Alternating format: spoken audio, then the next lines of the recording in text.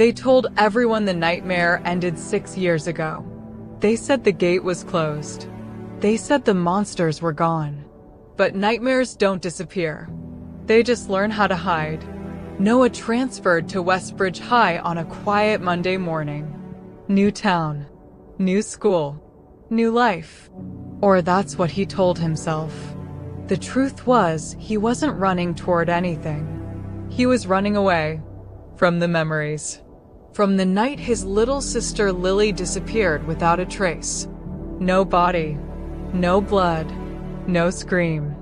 Only one thing left behind in her bedroom, a broken wall clock, frozen at exactly 3:17 a.m. The moment Noah stepped into the school hallway, his heart dropped. A clock hung above the lockers. Stopped. At 3:17. That night, Noah couldn't sleep. The air in his room felt heavy, like the walls were breathing. Then he heard it, a faint tapping sound coming from inside the wall.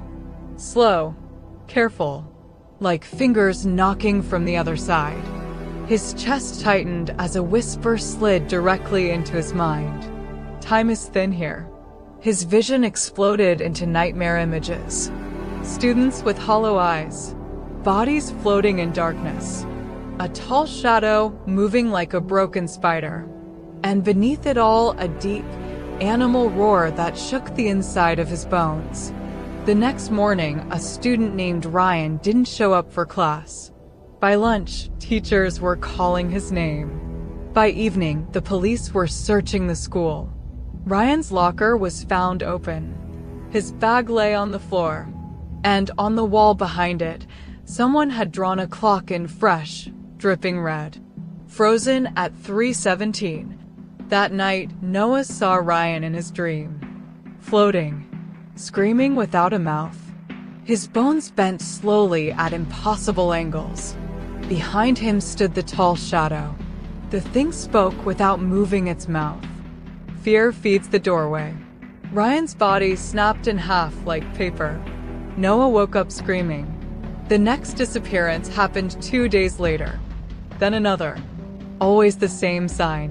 The same time, the same clock. Everyone blamed a kidnapper. Noah knew it was something else.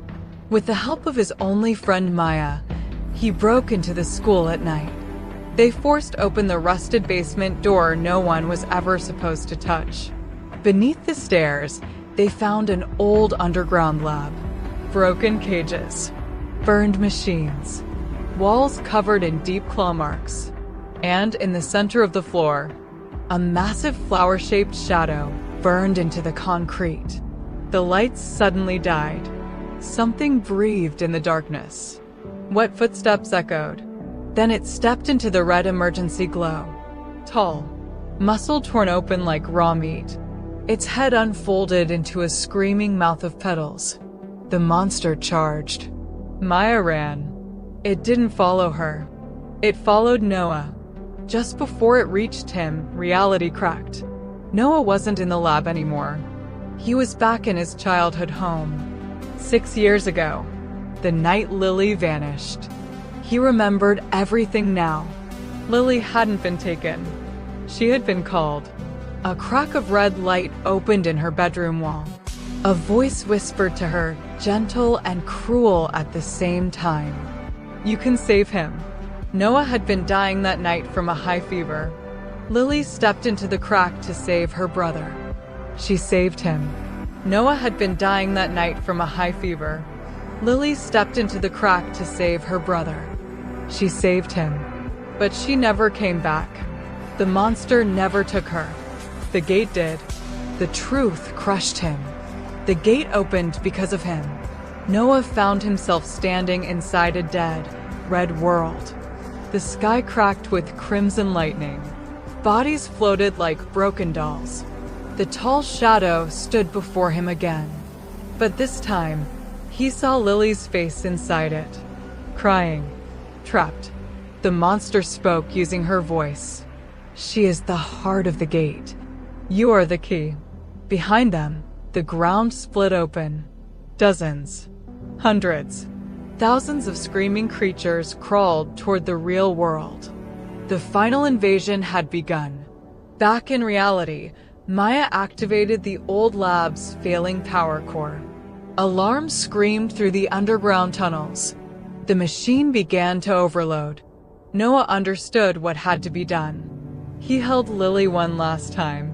"You saved me," he whispered. She smiled through tears. "Now save them." Noah stepped into the core of the gate as the explosion tore through the lab. The upside world folded in on itself. The monsters screamed and burned into nothing. The sky healed. The town fell silent. The next day, the disappearances stopped. Westbridge High reopened months later. The basement was sealed forever. Maya hung a brand new clock in the hallway. It worked perfectly for 3 weeks. Then one night, it stopped at exactly 3:17. And from inside the wall, a soft voice whispered again, "Time is thin here.